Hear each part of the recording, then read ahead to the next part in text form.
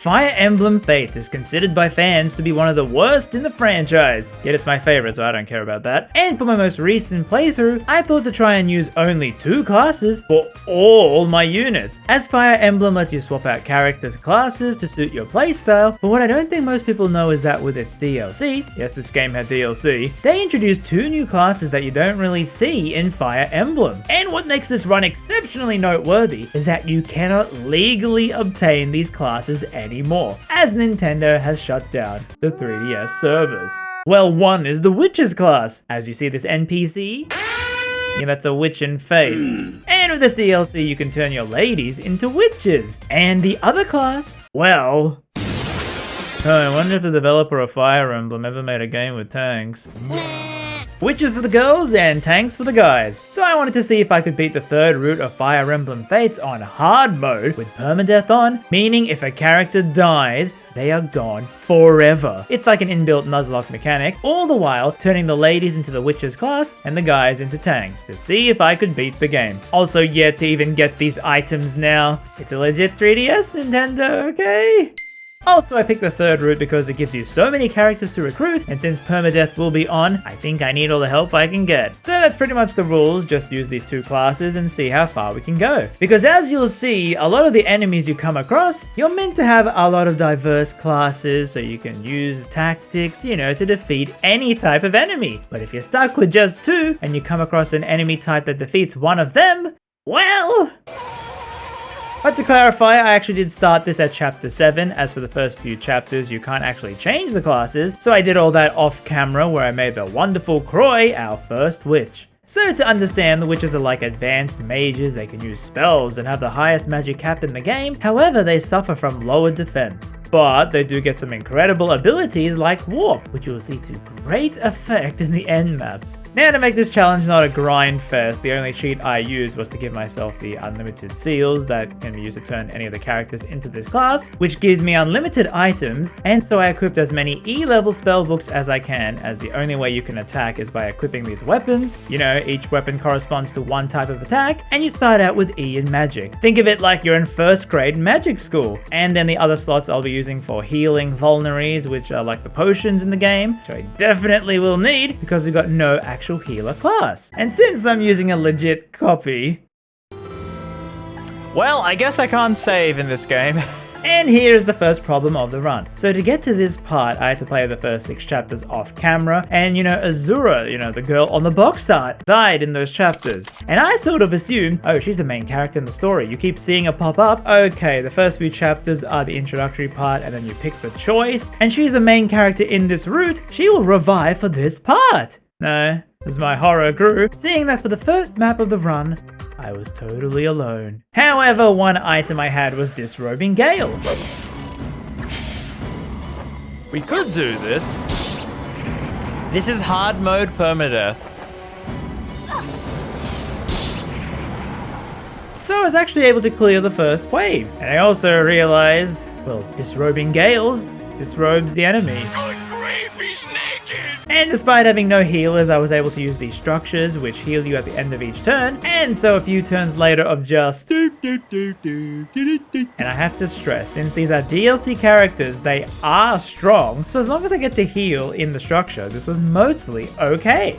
This is actually going splendidly well. And now after obliterating the enemy by ourselves, we recruit the first male character, Gunter. And I thought at the time, well, okay, I can change their class back in the home base. So on the maps that we recruit these new characters, I should just use their default class. Don't worry, I figure it out, you can swap mid-match later on. And with this tank paired up, they being able to block enemy attacks when you pair 2 characters together, I was able to rank up Croy's spellcasting to D, meaning I could use stronger spells. And with a crit, we beat the stage. Pretty easily, considering I was contemplating restarting the whole thing due to Azura not being here. And now back at base, it's Croy's birthday!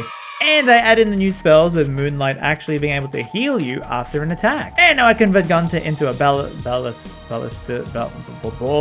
Look, it's a freaking tank, okay? Which actually is a type of archer, meaning they use bows. Now in between chapters you can rank up supports between the characters to help them benefit each other when they paired up in battle, and also you can eat here to get buffs in between fights, as we head into chapter 8. So the tank's special move is Cannon, where you can hit a range of enemies far away, but it will also hit your allies, so you gotta be careful with this. And with just 2 characters, they get a lot of experience, meaning they become higher leveled, which then meant they weren't getting as much experience from enemies. But at least the fights can help me rank up the weapon ranks. Alright. So I think I got a premonition saying that this side of the map is kind of bad. So I think we will just move over here onto this side. So yeah, we kind of suck against close range enemies, and my new strategy was to use the tank to take pot shots to then finish them off with Croy. And don't worry, permadeath is on. I just wanted to restart this chapter because I wanted one tank to stick around to show the mechanics, you know, in this first chapter. Because, I mean, it's not like Gunther is gonna abandon us, right? And yeah, with the cannon, you can actually pick what type of bow to use. So it's like you load the arrows into the barrel. What? So yeah, Fire Emblem is a lot about statistics and fan service. But when you attack or get hit, there's this chance it might miss. So you have to pick the best weapon that will do damage but will also hit the target, as you could waste a turn and then miss because you decided to do a higher level attack. Also, with these cannon pot shots, you can't actually kill the enemies, it just lowers their health down to 1. But it's still worth doing because you don't actually aggro them most of the time. However, the cannon is not too broken in that it does hit your allies, so you kind of want to fire when your group is not really clustered up. And so we win. I skipped the cutscenes and completely forgot that in these cutscenes is when you get more characters. Yep, we actually have a team now, 3 tanks and 3 witches, and with my ego rising because this game surprisingly was not that difficult. I actually don't play Fire Emblem on hard or permadeath much because I usually play it for stellar writing and characters. So this is like, whoa, even with this challenge, this game is easy, right? I'm sure this will continue.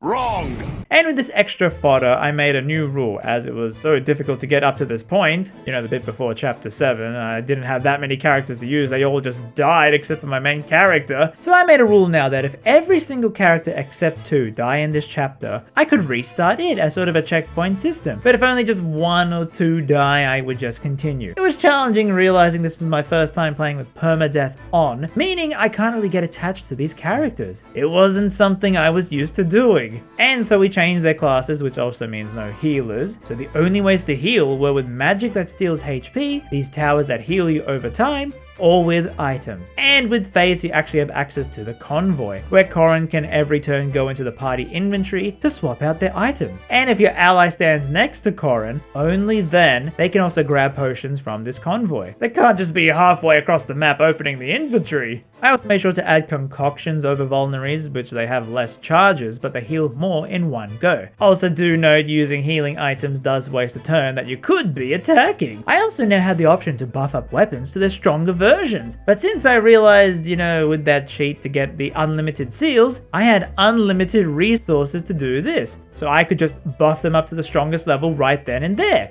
So yeah, it kind of felt like cheating, and I didn't really want to. I wanted to keep this as sort of backup option. And Sakura cooks up some dog awful food, just utter trash, utter garbage, and causes us to lower 1 stat on everyone. Man, I love Fire Emblem cooking so much. So the reason I picked Revelations was because between the chapters, you get these challenge maps, which are just an easy way to grind for XP. If I picked Conquest, you know, the harder mode, you don't really get these extra maps, and I thought that would have been kind of more difficult. But these are just an easier way to level up. Oh, that was close. No! We won't give up. Gunter, I just said I could give you up. And there we go. I'm not resetting because that's fine. Actually, I'm happy that he's gone. And now the most important feature, customizing. This is very important in video games, okay? Right? Also in between, you got these power logs that are special maps to recruit characters if you want, you know, optional ones like the villager, Mozu, meaning this was another witch to our team. And now finally, I can start the chapter where Fates, at least to me, has some really cool gimmicks in their map design, where if you end your turn in these wind areas, your character will move up or down 5 spaces in the map. But if you use these dragon veins that are spaces only the royal characters can use, it will instead push the enemies that are standing in it. We also get Rinka, but because she isn't a witch right now, I paired her up in the back line. And moving around, I realized I really needed to protect my 2 tanks, because they will die if they face a sword user, so I had to work with the wind to make the enemy run into the witches and let the tanks steal any XP that they could, as you get more when you're the one finishing off the enemy. And so after 26 turns of maneuvering around, we beat the boss, who was very annoying as he would dodge so many of my attacks. But yeah, I got good experience on my witches. The weak points of my run seem to be my tanks for now. And we got 2 new characters, a witch and a tank. So the characters are ranking up their weapon classes to get more stronger spells to use, although they do have a higher chance of missing. So I actually thought to keep Ember, the low level one, because it has a 100% hit rate, just in case I needed it to hit something in a fight, as we head into chapter 10. Which has the enemy hidden in white stuff.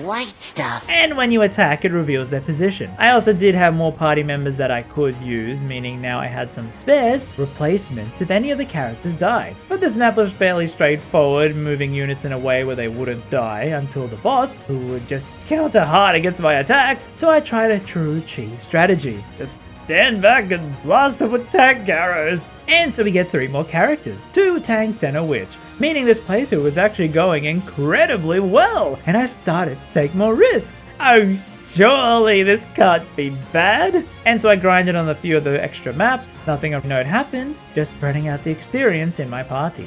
But that all changed when the Master Ninjas attacked. Where in this map, if you move onto these tiles, spikes will form and damage everyone over time, unless you use a Dragon Vein to remove them. And you could potentially get 3 new allies who will attack the enemy on their own until you have to recruit them with Croy mid-match. But that isn't always the case. What if the allies die so we don't get to recruit them?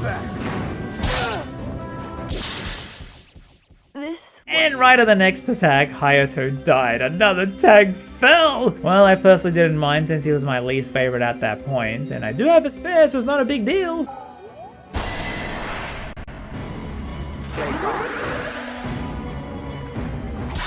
Now it was a big deal! I don't like this, but I picked it to be different. So yeah, turns out the Master Ninjas, well, witches don't really do any damage to them, meaning I have to use the more weaker and vulnerable tanks to defeat them. So I eventually move right and talk to Saizo, meaning I can control these 2 new characters who should help me out clear out the Master Ninjas since I was using their default classes. Oh no, 18 damage. Well, that idea's gone. Still not good enough. And now I had to hide my witches from the ninjas! Wait, where did you come from? While pairing up my tanks to do double attacks and take care of them. Nice, nice, it's damaging them again.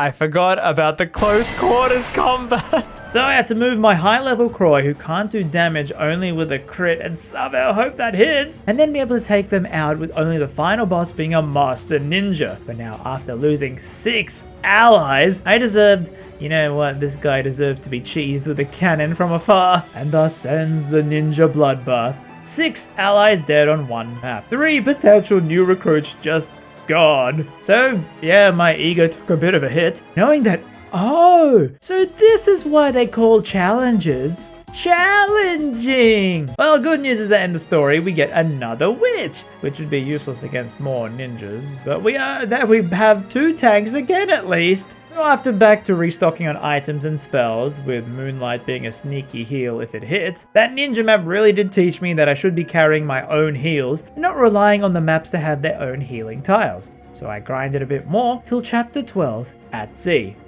Well, not really at sea, since it's kinda frozen. So you're split up here for a few turns until you get the dragon veins appearing, where you can then use ice bridges to connect up. So I had to strategically place characters in groups that they could be able to protect each other far away from the rest of the crowd. I'm very dead. Bad choice. That was a bad move by me. He's dead. GG. And yep, both died because of bad choices. They couldn't survive alone. But in a twist of Fate, if I had survived one more turn, I would have been able to use the ice bridges to save them. So with only one tank and a harem of witches protecting him, this happened. 2 times 15. Waste of time. What the heck? Me too. Come on, Mozu. 1. No. Guess I wasn't perfect after all. So yeah, I wanted to use 2 classes, and tanks were the only way I could defeat Master Ninjas. I had to restart this chapter and not put these 2 on a boat alone together. And they could do that in their spare time. And turns out with the cannon, Oh, this is almost playing out. Miss? yeah, the cheese strat can also miss. And even with this, I still ended up losing 1 tank, but I was fine with that. Like I said, I just need 1 tank to be alive. That's the challenge. If I lose 1, it is what it is. Oh my god, this is like, my brain is like going into overdrive. I'm so hungry, right? Whenever I'm editing videos, like, you know, using your brain at full capacity, I notice I get hungry, like you're using energy, I think, like, I don't know. Also, I haven't eaten, so that's why. That could be it. Also do note, being witches, it uses their base stats to start with, meaning some are better at magic than others. Like Kagero here only has 10 magic, while Sakura has 22. Which is why sometimes you will see a witch not doing any damage, but then another one could just kill the enemy. So these weak ones, I would keep them for sacrifices for the stronger ones if need be. And Rinka here, even though being weak, her ability lowers enemy resistance after combat, which is their magic defense, meaning if I attacked with her first, the enemy would be vulnerable to another witch attack. That magic guy is still in range of Kagero, so... Oh, wait. Yeah, I know. Now I can use this thing. All right, swap. There we go. This is how you actually do the combat. I should have swapped with Rinka. Why did I care about Kagero? Yeah, maybe it was my hunger because I was not making the right Permanent, choices. so this is like... Come on. She's annoying me now. 1 damage. You can only do 1 damage. I am. Magic, please. I'm sacrificing you. And then this also happened. Alright. There we go.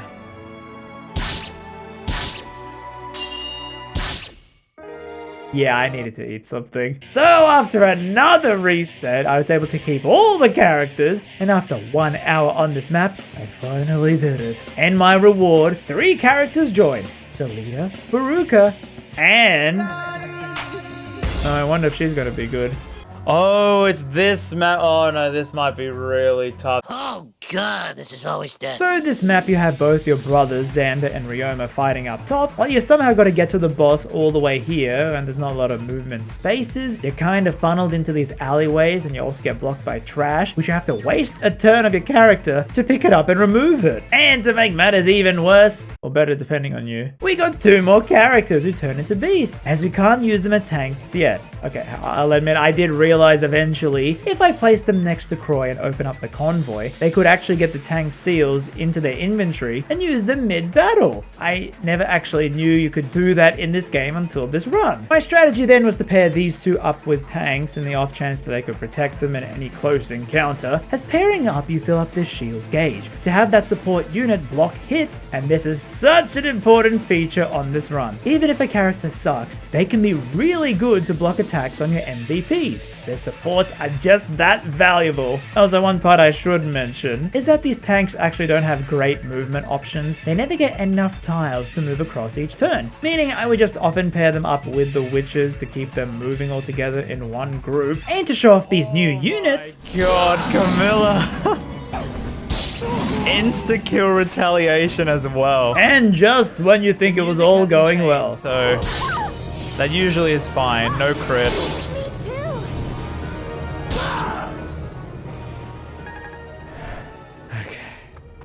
Oh no!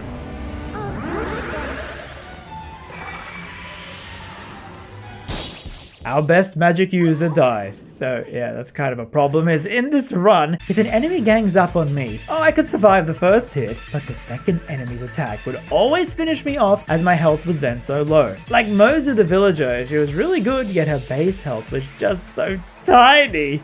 Oh god. It's a master ninja!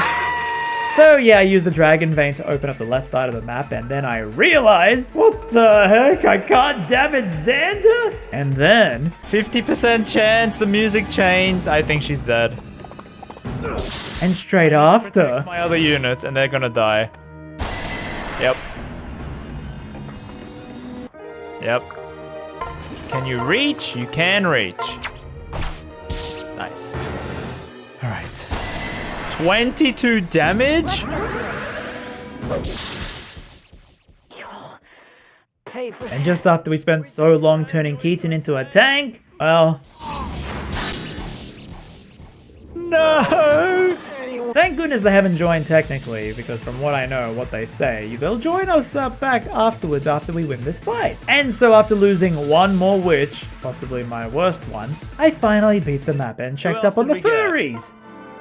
We didn't get them? Yep, despite them saying they retreat in their dialogue and not the usual, oh god, I'm dead because permadeath is on, we don't get them. They just run off into the woods. Yay! So yes, now I only have 1 tank and 5 witches at chapter 14. So yeah, I was kinda half defeated. 2 maps full of ninjas absolutely obliterated my good magicians and my weak ones that I wanted to use as bait. Pretty much only Tsubaki is one of the early units I still had. Camilla at least was a good few higher levels when we recruited her, so she might be good. But at this point, yeah, I thought the funny disrobing item, it's not worth it when death is so close at hand. So I swapped them out for some spirit items, which are pretty much the same thing as tomes, but you know, they're not a book, which is better because books are for nerds. And so after grinding and contemplating what my life choices were, we get... Oh no, not this map. which is where I have to hold out this place as the enemy moves in, and the objective being to wipe them all out. You do get these orb things where magic users such as witches can use them to launch an orb to do damage to the enemy, as well as these archery ones for the tank. So technically on paper, this map was perfect for these 2 classes. I misclicked. I also got 3 new characters, and I thought, okay, to keep this challenge and what I learned, I will now spend the time and effort turning them into witches and tanks during the battle, you know, spending a turn doing that. And then... Arthur, no. I need the percentage chances. We can do this. Oh wait, we have no tanks. I mean, I'm gonna keep going. I don't care. This is the finale, I think. This is it. This is it. Croy's last stand. Yeah, those master ninjas really took it out of me. I thought that was it. There was no way I could beat this game with just witches. So, who cares? I'm just gonna let my witch gang continue. If I see one more master ninja, I'm pretty much screwed. You know, I just can continue this run as far as I get. But a twist, because in this map, I could recruit Benny on the right side, who could then be my tank, so this chapter is not over yet. All I need to do is have Elise talk to him.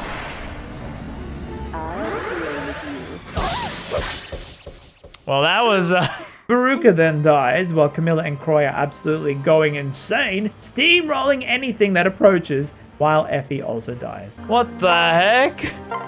What are you doing? Get over here. He's actually manning the thing. Oh my god, alright.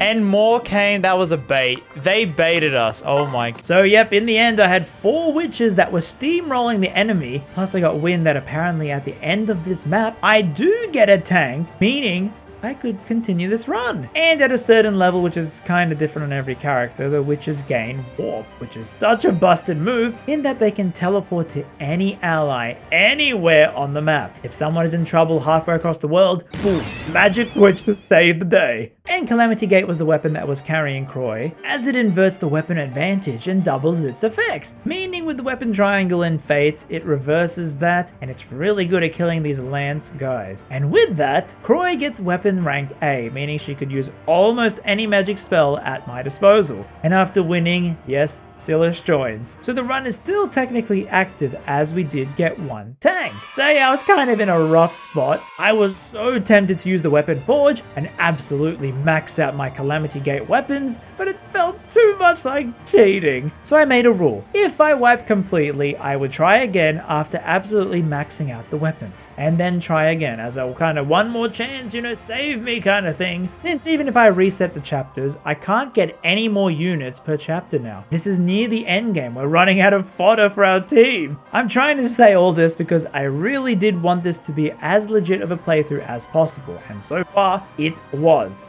Hopefully. But yes, one problem was going to be the tanks. We were running out of men to recruit to the war effort. And they were just so weak at close range. I wonder if Silas is going to be any good though. Now this map is more unique in that you enter these stairs to make your way to the boss, but you could also avoid one side completely. So I decided to pick the left one, but straight away it was looking pretty bad. This is bad. We can do this together. Stay strong. Just in time.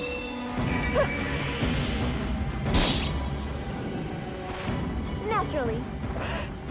Silas! Silas, I don't even know how to say your name. Oh, she's dead. Together we shine the veil.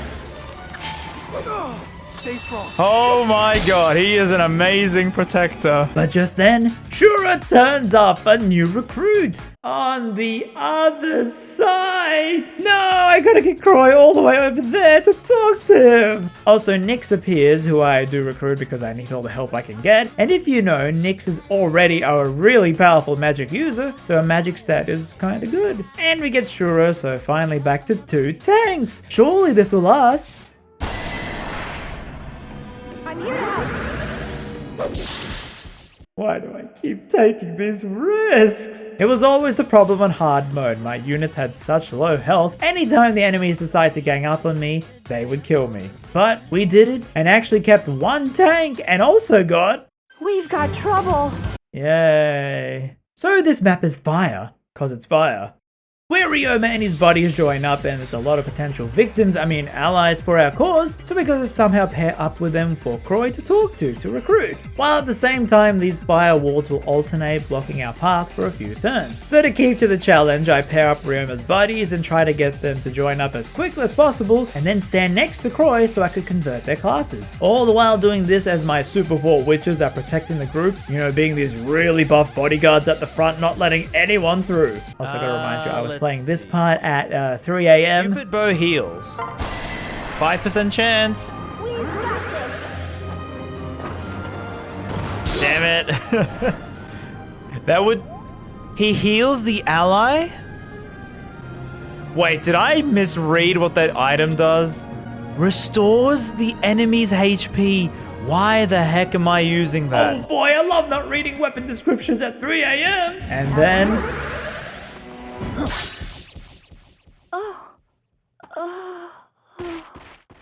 48% chance of hitting.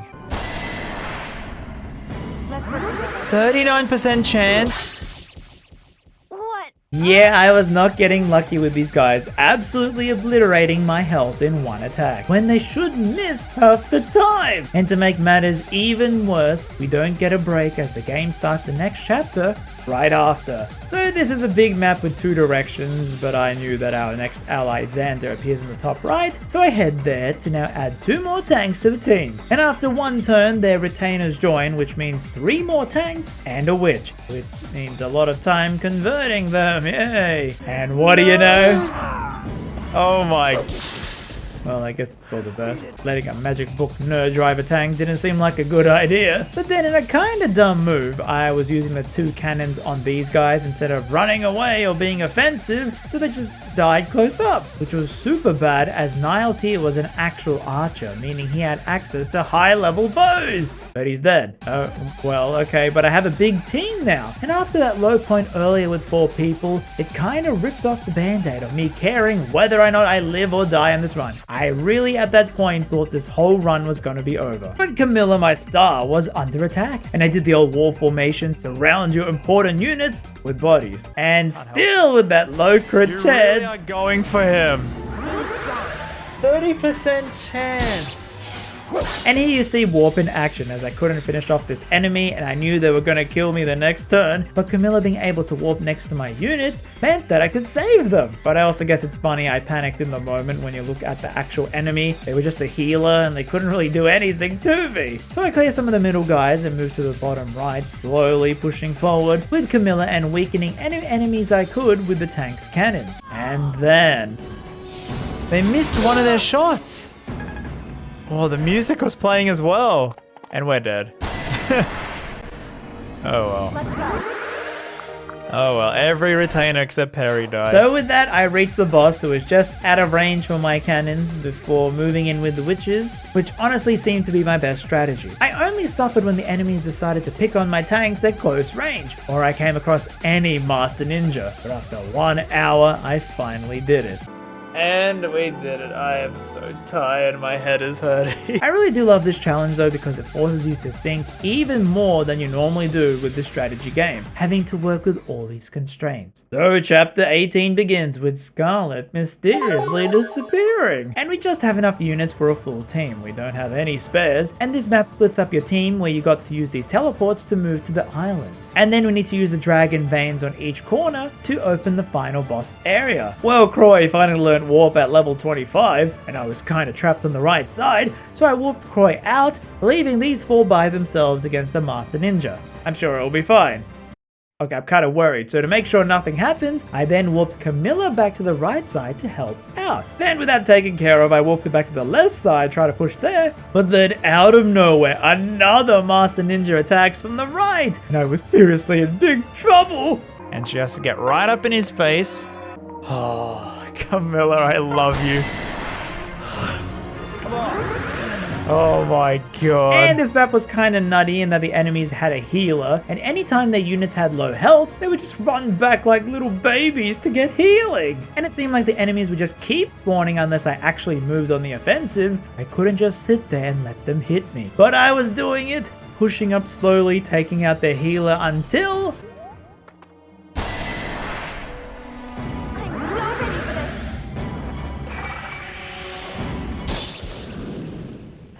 How could this happen? Oh, so it is a gamer. Yep, 40 minutes all gone in an instant. Don't you love it when JRPGs make you lose if your so main character tired. dies? I love it. I love it so much. So to build up my spirits, I did some grinding and then reattempted. This time all of us going to one side at the same time. And it was working by using lightning on Croy and Camilla, which allows you to hit 4 times, which is an insane amount in a turn-based game. The big downside being, it lowers your magic stat every time you use it, which you then regain after turns of not using that spell. And so Camilla was getting her stats lowered, but I thought to have a camp out in this castle with her partner Ryoma really being a good pairing as a defense tank that blocks hits. So I just waited out turns, which is a good thing in Fates that there's no real time limit on these maps. You can just take as much time as you need. Good thing as well that Selena was actually creeping up to be my 3rd best witch, while Xander's whole role was to provide cover fire. And eventually I cleared out the enemies using the dragon veins, meaning now we can go back to the start, to then teleport into the boss arena. And warp here was very good as I didn't need to use the teleport tiles, I could just warp right into the final area to stand on a different one. And 40 minutes in on the 2nd attempt, we did it. And that deserves a... Congratulations! Congratulations!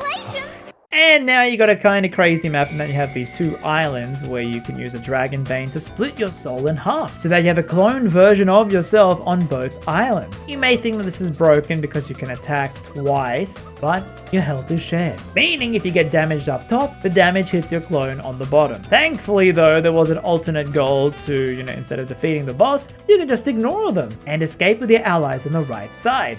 Good thing is that we also had more than enough units. Perry and Honoka were my worst ones, so I took them off. They could just be used as bait in future maps. I didn't really care about them not getting any experience. I also did learn that, yeah, maybe don't start the fights with lightning. That would then lower your stats for the whole fight afterwards. As this map wasn't too bad, but I didn't really want the experience here. I was more than happy with 3 witches at this time being super overpowered. But to make up for that, I did one grindy map where I also tried to pair up the characters for their supports, because they will do better in battle if they have a higher support with each other. You know, they will block and do follow-ups more. And so a kind of similar map where you got to use Dragon Veins to move these bridges, but I learned my lesson in that I should keep these characters together and not split them up, as you can pick a route to avoid certain enemy classes. And what do I see on the right side? I can see a Master Ninja. Yeah, I'm avoid the Master Ninjas. And plus, any flying units here were also very weak to the archers, which, you know, are pretty much my tanks. And yet... No. How can I be so They're not attacking us. That's good. That's good. That's very good. Very good. Very good. Okay. Why did I skip? I kept spamming that. And after another one. Yeah, I really didn't play this right. Kind of forgetting, oh, of course, the birds can die to bows. They can still hit me close range. Well, at least the witches are still busted against heavy armor guys as I move to the left side of the map, with the boss being in the top left, who I easily beat as they were a flying unit. So this map now, depending which room you're in, you get stat bonuses, blue being buff, red being a loss, and we don't have that many new units coming because we are pretty much near the end game. There is only one more unit we can get in the story. Yep. That's it. I had to make sure I didn't lose any more units. And to make sure, I drew out the enemies to fight me in the blue room to give me as much chance as I could, since it looked like these two tanks were gonna be my last ones. And this map wasn't too bad by doing the strat of drawing them out to the blue room. It was pretty easy. The tanks also got this new ability, Rifled Shot, which extends the range they can hit the enemies, but it also has a greater chance to hit your allies. And I don't want that. Give me my small shooty bow. So I thought to fight the challenge maps in between, speeding through them, and I thought it was a pretty cool gimmick that I learned in Revelations. You can actually recruit Flora once you have your Fire Orb in my castle upgraded to level 3 by chapter 22. So doing this, I should get a free witch unit later on. And all the while, Silas being paired up so much with Croy meant that they got married. Yeah, funny how that works. This unit being the savior one now is the husband, and that means we can get another tank, being our children. Yeah, we're gonna send the children to battle. So yeah, in Fates, if you pair up people, they can have these child units, and that means more tanks and witches for my team. So since we have female Corin, her child is gonna be male Kana, meaning another tank. The only problem is, this is one of the most challenging maps, where you need to defeat waves after waves of enemies while protecting Kana, who you cannot control. You can flood the riverbeds to help them funnel the enemies into where you want them to, but it is a lot of enemies and you can't control what Kana's gonna do, and yep, Yikes. I die. And I don't think it's worth replacing Ryoma with Kana at this point. Like, there is no way I can do this without losing some units, so there's no actual point wasting time trying this very long map. Silas though also gets their own kid, being Sophie, where you get to reach her in the top right of her map, and it's way more doable getting her parents to talk to her to join up. No. Yeah, okay, so after resetting and speedrunning to get to her, then thrashing through the enemies with Camilla, we beat the boss. And after this, Camilla and Ryoma are married now, meaning we got Ryoma's kid. However, this is another tough map, since Ryoma's kid is all the way in the middle, and there is no way to reach them in time. They are just gonna die to the CPU. He's going north. Oh no. Yep, there's no way I can reach him. So we only get one child unit as we head on to the next chapter. So this map you gotta go all the way to the other side, but you can also be a multinational in the Amazon and burn the trees to cut through it with the Dragon Vein. And nothing I really note happens. The enemy did heal a lot and they tried to bait me, but with Camilla and Croy now married to their husbands, their bonds were so strong, the hubbies were super blocking any attacks, making it very easy. So we win, and yep, Flora joins us after the battle, meaning we have another witch. Yay, that's just what we need. So another island type map where every few turns these blocks move over as elevators and you gotta ferry your units across with only 4 going at a time. However, we do have warp, so it wasn't really a bad idea. You could ferry 4 across and then warp the rest over. And since Camilla is level 39, 1 off the max level, and Croy 34, it wasn't too bad as well. I was very careful to not lose my class 2 tanks at this point. Oh, okay, just ignore that. Look, she's one of the stars of my team. I can't just let her die like that so early in the map. She's been there since the start. And it was so early on in the map. Look, it's my run. I can restart this chapter if I want to, okay? I guess I got karma though. Well, we are near the end of the map, so that is one character I can lose then, I guess. We just got him and lost him. So Camilla reached max level as we push to the top left and win. So this is a troll map in that you gotta listen to the voice overhead to open the right door and not get hit with the traps. On a first time playthrough, it's kind of funny because the explosion will drop all your health to 1, but since I knew what to do, it was much easier. You just got a lot of enemies in each section to compete with. And you'll be happy to know, I was actually doing some damage against the Master Ninjas now. We can. 100 damage! Yeah, I cannot lose my last 2 tanks at this point. So I open the right door and easily take care of the boss, heading into the next chapter. Now, this is actually my favorite map as you have to break these locks on the boss's arena by going to all sides of the map with these elevators that move through by opening on one side and then they close and open on the other side, going back and forth over time. So normally this would be a split map kind of deal. You split your team into 3 and move across. However, I wasn't risking that and kept my units together. You know, safety in numbers, okay? I just realized that, yeah, I'm like, wait, what is over here on the left? Oh my god. Okay, well, we can move, like, we can do this sort of, we can warp. At least we can warp. It's not that bad. It is that bad, why? Also, the witches have a cool ability now that sometimes will trap the enemy's movement, making them also be like a roadblock that the enemy friends behind can't move past. So I break the chains into the boss and easily win. We will not speak about what happened in the unedited footage. So yep, this is our final team. 2 tanks and a lot of witches. Perry being the worst one in my opinion, and it was more like a support, you know, thing. With Camilla, Croy and Selena being very, very good. Silas was the best tank as he had the most health, and with that, the next chapter. And on this huge map, you gotta fight the boss up top, but you can use these dragon veins on the ice to freeze the enemies. However, anyone standing next to Corrin on this map gets to heal over time, which is a nice benefit I think they added because they knew this was a lot of enemies. So we're pretty much well set up with my support pairings blocking the hit, and in 15 minutes, I beat the boss. Probably one of the easiest fights we had. Sure hope that continues. So on to the second final level where it's a pretty similar area and I was feeling kinda risky. Yeah, this might be Obero dead. If that axe guy comes in. Protected. Sophie. Archer guy might kill him. Still. One more. Obero and Sophie survived. Oh my god. They're still going. However, there were just too many strong units with these horse enemies and with no Corrin healing tiles.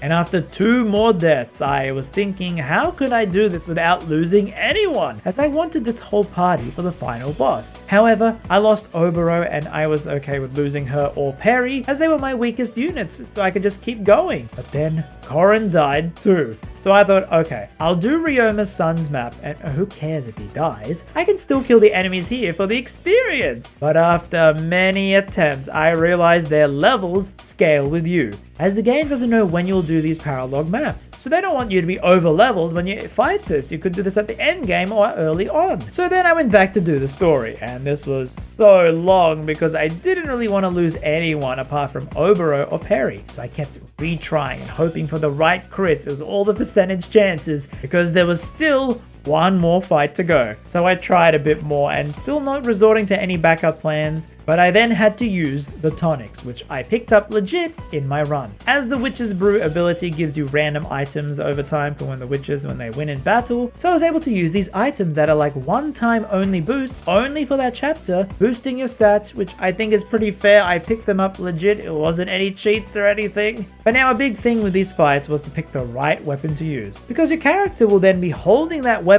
after they attack. Meaning, this is what the enemy sees you holding when they attack on their turn. So I had to have the right weapon equipped so I could counter after the enemy hits me. And after more and more trial and error, slowly working out a strategy, including actually hoping for us to not kill the enemies as... Alright, at least because we didn't kill this guy, he's body blocking Selena. He's protecting her. So we lost Obero, but I was the furthest point I was in this map, and then I realized... Healing tile. Yeah, if I just camped at a healing tile here, I could have had free healing. As a reminder, I had to waste a turn using potions when I was low, since none of my team can heal each other. And so I moved to the boss taking my time, but the enemy suddenly spawned more units. I think it triggers the more closer you get to the boss, so now it was a race against the clock. I couldn't afford to lose more units against the minions, and I had to tackle the boss right here, right now. Can try.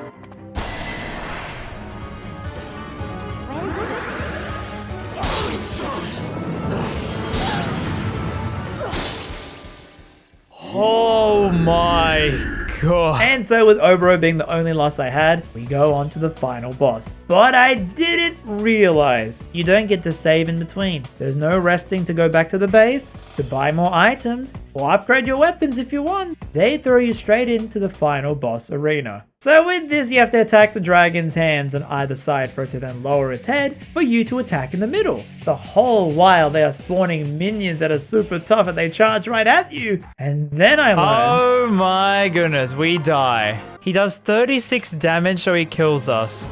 I gotta go for that.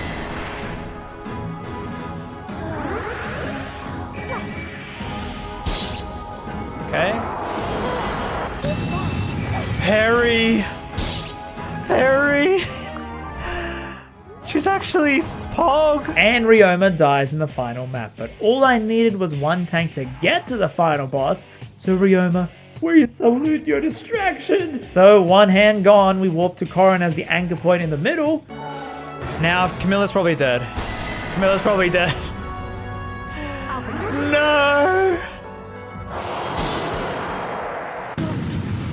She blew up. But we got both hands down, and the head was ready for us to attack. But we couldn't do it without losing units due to the sheer number of minions he kept spawning. And no matter how much I tried, I could not do this. So I thought, this is it. I had to resort to my backup plan. Reload from 2 chapters before and use the weapon upgrading. You know, that kind of cheating thing since I have all the resources to max them out pretty easily. But I guess that's the only way.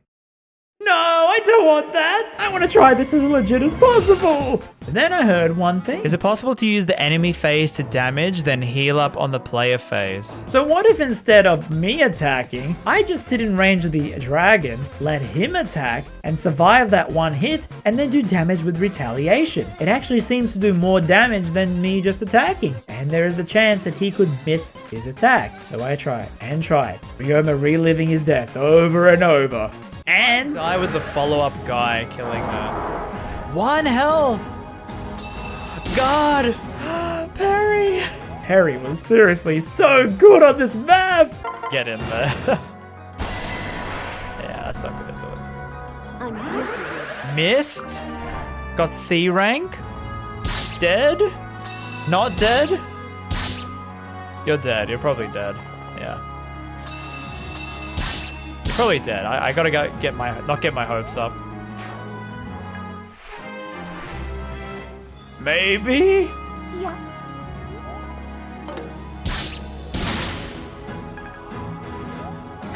So Selena died, but this was good. This meant the method was actually working with my counters. And I eventually get up to this point with swarms of enemies. The 4 witches holding their own. I actually do it. But there's another phase. And it's not enough. I have to rethink and make sure the weapons I equip are the best ones they can be. So when I get hit, I'm gonna counter as hard as I can. Once again, I get to the final phase, but I don't have enough healing elixirs or concoctions to heal my units enough to then tank multiple hits from the dragon and the minions. So I try again and again. I just need 2 characters to survive to this final phase somehow. So then, Do this. the bargaining happened. Can I use the infinite supply of concoctions I have? Think of it this way, I would have had them if I'd gone back and just bought them. I would have sold everything I had to buy as many concoctions. Because, hear me out, it's still not actually cheating. As if I knew this game didn't let you go back to the base at the start of this chapter, I forgot that whole thing, I would have sold all my weapons and useless items for money. You know, it's just before the final boss, I would have wanted to be prepared as possible. So then I could have bought as many potions I could from the convoy, as legit as possible. Which means I technically have unlimited concoctions I could have bought, and 6 elixirs from the shops. Well, since I do have the infinite items, to get the witches and tank seal, I do have those items sitting in my inventory. I was avoiding them the whole run. I wanted to make this as legit as possible, but I could take 6 elixirs from that pool, right? It's fine, right? I would have got them normally if I knew, right? Right? So even then, it was still tough as I realized I needed Camilla to survive to clear out the waves of enemies while Croy and Perry could counter the boss's attack. And somehow she survived. And then this. I want to try this. I'll protect you. This is my chance. Okay. That was bad. I shouldn't have done that. I shouldn't have done that. Shouldn't have done that. Oh, wait. We can still do it. We can still do it. We can still do it. Perry. 20 health. Okay. All right. Oh, my. I'm going for it. If we don't take any damage. No. We took damage. No. Not risking it. Not risking it. Not risking it. Do I risk it?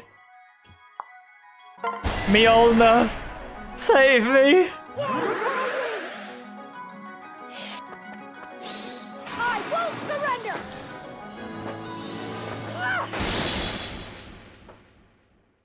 So can you beat Fire Emblem Fates using only witches and tanks? Yes. Mostly. I hope you enjoyed my first ever challenge run. Let me know below what other challenges on any other game you would like to see. Subscribe too, as my next video is going to be a review of Persona 2. Yep. And I couldn't believe it. The MVP of the entire run was Perry. I know nothing will ever come between us because I'll eviscerate anyone who tries. Also, if you want to see the full stream VODs uncut, you can see it on my stream archive channel, link in the description.